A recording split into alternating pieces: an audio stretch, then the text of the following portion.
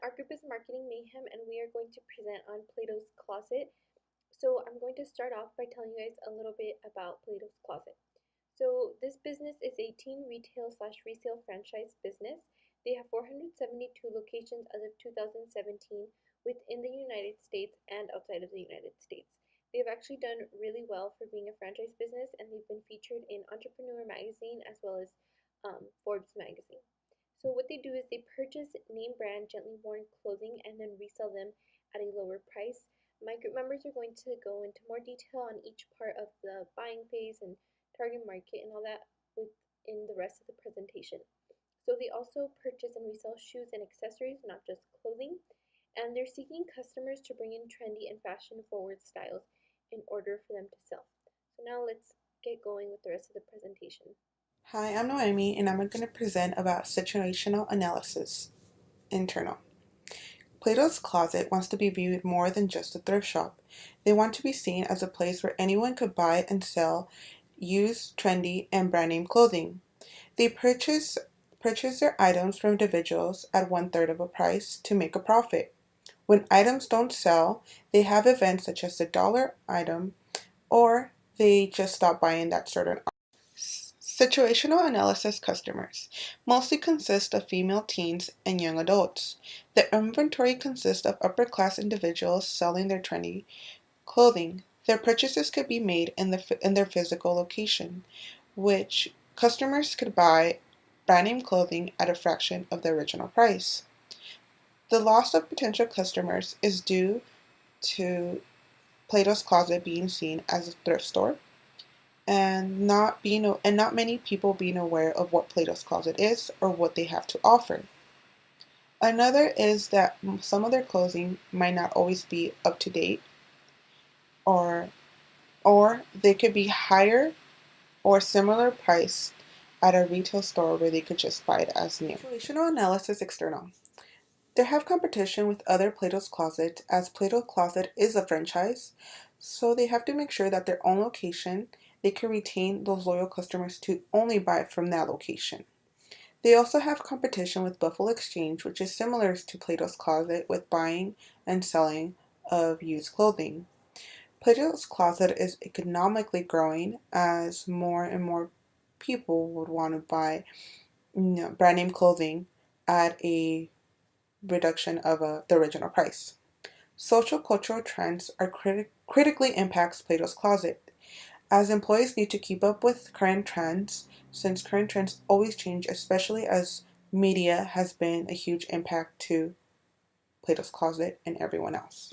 Hi everyone, my name is Morgan and I'm going to be talking a little bit about Plato's strengths, weaknesses, opportunities, and threats. Just to kind of dive into it, they have a lot of strengths. They have a strong social media presence with over 10,000 followers. They have a lot of consistent media. They have a lot of great photos on there that show outfits and new items coming in. They have an attractive website that's really informative. It's really consistent with the Instagram and even shows pictures of the target market. It also is really clear and shows a lot of good information about what kind of items that they're currently looking for and want people to bring in so that they can buy. They have a solid rewards program that induces repeat purchases and returning. They also have a consistent brand image. Like I said, it flows nicely between the website and the Instagram and the Facebook. A lot of Plato's weaknesses that they have. One of the weaknesses that they have is that they don't really have a really good customer feedback system or program.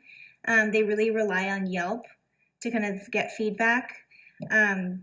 They also have low profit margins. So of course they're buying used clothes, so it's not like they can upmark them a whole lot to get a profit off of it.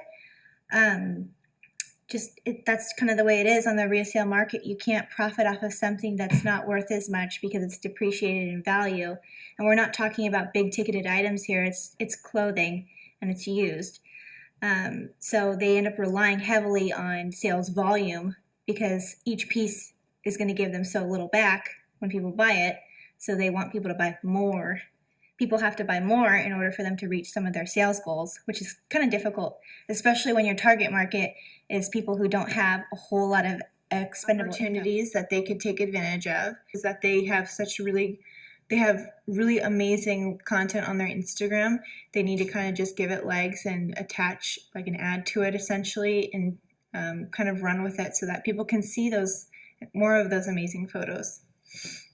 They should also use the rewards program, which they already have. It's a strong rewards program, but I know that you can use the data from the rewards program to become more informed about your customers. Like I said, they don't have a whole lot of customer feedback going on, so that's one of the ways that they can improve on that and take advantage of their opportunities.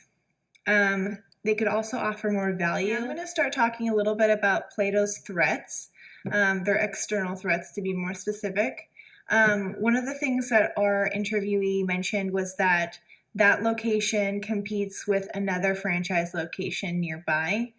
Another one of their threats is that there's a movement towards mobile apps that are dedicated towards letting its users sell their items, whether it's clothes, furniture, games, toys, whatever. It lets them sell them themselves on this platform, and you can charge whatever price you want. You can actually accept payment through those apps, through credit cards. You can ship items to people if you want. A lot of it is more like on a meetup personal basis, and you can get cash. So I think a lot of people are finding that they can get more money doing it themselves rather than taking their clothes to another shop, having that person sift through their clothes, and then getting less money for it because there's a middleman.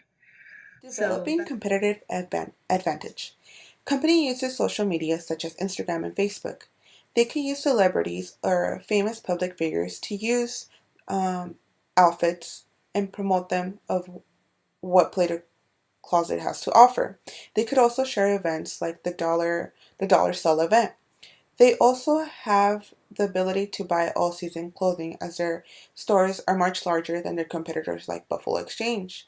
They also buy only current trends, which makes it better for consumers to have a more selection, as well as they have great customer service. They could promote this as sellers who come in to sell their clothing. They make it faster for them to say, okay, we're gonna buy this and we're not gonna buy this. And they also give them feedback as the reason why they bought it and the reason why they didn't buy it. That way, when they come back, it would be a faster transaction, and the seller will also be happy on how Plato's Closet bought all of So them. quickly, I'm just going to go through their marketing objectives and goals. We've kind of touched base on a lot of these things throughout the presentation. So for their objectives, they want to build loyalty among customers and their families. They want to purchase clothing from local individuals and pay cash for these items because this is an instant compensation or reason for why people should sell to Plato's Closet.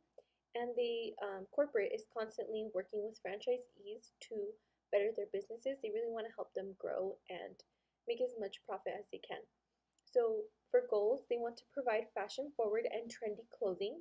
They want to sell brand names at a fraction of the retail price, and they plan to open more locations this year on top of those 472 that already exist. Next up is the marketing mix. So, for the product that they sell, as we have mentioned, it is gently worn clothing, shoes, and accessories. The way that they promote is through social media and Pandora ads. They extensively use social media. Um, their pricing, it's very affordable, 50 to 70% off retail prices because they want their target market. They know that their target market can't afford to pay original price, so they're giving them the option to pay a fraction of the cost.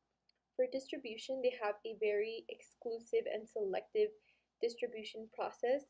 Customers come in and sell them the clothes, and they choose what clothes that they want and which clothes they don't want. So now just to get into the buying process, at Plato's Closet, what happens during this process is an individual will come in with a bag or basket, however much clothes they're selling, and one of the buyers, which is one of the employees, will purchase, or I'm sorry, will look through the clothing that the customers bring in and see what pieces they want to purchase from them and which ones they want to pass on. So the way that they select the clothing that they want to purchase is they typically have style guides that are provided from corporate, and this is styles that are taken from magazines or um, trendy pieces that are going to be coming up in the next season or so.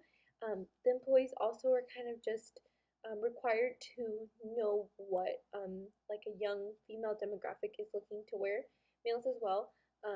So they kind of really rely again on social media to see what's trending, what's selling, what celebrities are wearing. If, let's say, Kylie Jenner wore a dress to an event last night and someone brings in a dress that is similar to that one, they will probably purchase it so that they can sell it, and then they'll advertise it on their social media. So once they choose what clothing pieces they want to purchase, they will offer the customer cash or they will give them Plato's merchandise credit. So typically the customer will get about 10% more in Plato's merchandise credit. This is very appealing and is a really good marketing tactic because the customer will think, if I'm going to get more in Plato's merchandise, then I'd rather take the merchandise than taking the cash. But in reality, they're going to be leaving their money at Plato's Closet. But again, it's a really good marketing tactic. So then the process is over, the customer leaves. If they decided to take the Plato's merchandise, and they can purchase more clothes there or take their cash and be on with their day. Our consultation to the business manager, we have about 4 things we think that they could improve on. Number 1 is to collaborate with social media influencers. So for their age demographic, they're teens to early 20s. So these are the people who are really following these influencers. So what they could do is have them try on their clothing, post it on their social media, and give them like a review telling their followers if they think it's something that they should buy. A lot of other companies do this, and this gives a great way for Plato's Closet to get new customers. The second one is their YouTube channel. So as of right now, they have about 1.7 thousand followers, which is good, but they could definitely capitalize on that and grow their following. YouTube is very popular, especially in their target market with the people that they're trying to hit. So another thing they could do is work with the vloggers and have them do videos on how they like Plato's Closet, the store, and how they like the clothing that they do sell inside the store. Our third one is an updated store layout. So one of the things that the manager said was that they had an outdated one, and the other Plato's Closets had a newer, updated store layout, and they thought that this could be a reason why people go to that other store. Something that you see a lot now with different clothing brands is having really aesthetic stores. And this brings in people and they want to take photos inside these stores or outside. For example, Sorella Boutique has a very cool outdoor display where it says Girls Tour. And a lot of people use this to take photos with, regardless of if they go to the store or not. This company is still getting like free marketing and publicity because people are taking pictures, then posting it on social media. So if Plato's Closet could come up with a cool like display, whether it's inside their store or outside, this would bring in potentially new customers to them. And our last advice would be to engage with customers. Right now, their main way to get customer feedback is through Yelp. So they go on there and they see how they're doing based on the reviews. But one thing they don't do is engage back with their customers. So if they get a bad review, they're not trying to like clean it up and say, oh, we're so sorry, what can we do to help? If they get a good review, they're not saying like thank you or anything like that.